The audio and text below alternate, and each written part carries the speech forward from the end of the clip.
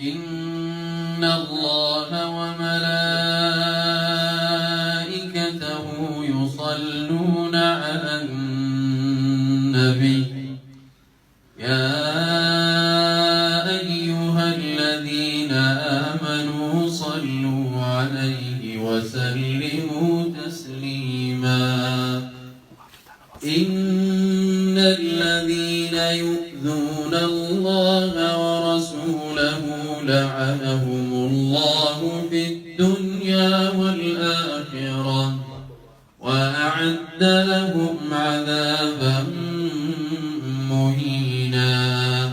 والذين يؤذون المؤمنين والمؤمنات بغير ما اكتسبوا فقد احتملوا بهتانا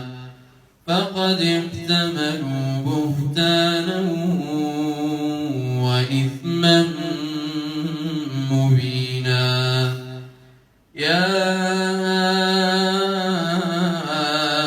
أيها النبي قل لأزواجك وبناتك ونساء